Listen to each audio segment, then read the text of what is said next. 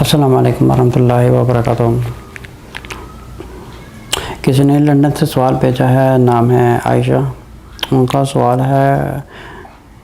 کہ سینگ بھگوان، اچھا ان کا سوال یہ ہے کہ جس طرح انسان کسی انوائرمنٹ میں رہ رہا ہے اور اس انوائرمنٹ میں کبھی کبھار غلطی سے منہ سے کچھ نکل جاتا ہے تو یہ چیز شرک میں آتی ہے۔ اچھا یہ چیز جاننا بہت ضروری ہے۔ حدیث کے مطابق اللہ تعالیٰ فرماتے ہیں، حدیث کے مطابق رسول اللہ صلی اللہ علیہ وسلم نے فرمایا کہ کبھی کبھی انسان غلطی سے کلمات ایسے نکال دیتا ہے کہ وہ اللہ کی نظر سے گر جاتا ہے، لیکن کبھی کبھی کلمات ایسے نکالتا ہے جس کی وجہ سے اللہ تعالیٰ بہت راضی ہو جاتے ہیں۔ اچھا کہتے ہیں کہ جب بھی آپ بولیں تھوڑا سا کچھ سیکنڈ کے لیے رک جائیں کہ آپ کیا بولنے جا رہے ہیں، کیونکہ ہو سکتا ہے جو آپ بولنے جا رہے ہیں کہ وہ جلد بازی میں آپ کے کچھ غلط کلمات زبان سے نکل جائیں۔ جیسے ہو سکتا ہے وہ ایک سمجھیں کہ ایک ہندوازم کیٹیگری کے لوگوں کے بیچ میں ہے اور ان کی غلطی سے منہ سے ایکسائٹیڈ میں نکل گیا کہ اے بھگوان، سو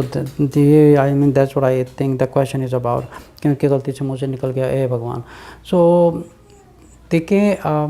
جب ایک ہندو بھگوان اپنی زبان سے کہتا ہے تو ان کے دماغ میں جو تصور آتا ہے وہ آتا ہے کسی کا چہرہ آتا ہے، ٹھیک ہے۔ ہم اللہ کو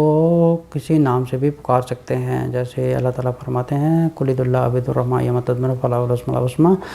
اللہ تعالیٰ کو کسی نام سے پکاریں لیکن وہ خوبصورت نام ہوں اور وہ صرف اللہ تعالیٰ کے لیے یونیک کیے گئے ہوں،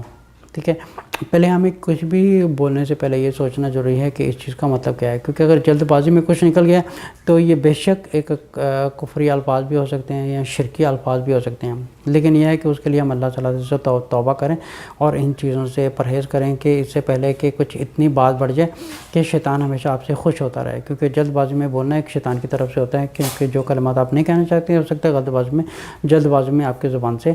نکل گیا۔ تو ان چیزوں سے پرہیز کرنا چاہیے۔ بہتر ہے کہ انسان پہلے تھوڑا سا چپ رہے، چپ ہونے کے بعد تھوڑا سا سوچے اور سوچنے کے بعد پھر بولے، وہ زیادہ بہتر ہوتا ہے کہ انسان کو پتہ ہوتا ہے کہ میں کیا بولنے جا رہا ہوں۔ اب یہ نہیں کہ غلطی میں کچھ ایسے بھی واقعات میں نے دیکھے کہ انسان ایک جذباتی ہو کے دعا کر رہا ہے اور دعا کرتے کرتے کہتا ہے کہ میں تیرا رب ہوں، تو میرا بندہ ہے،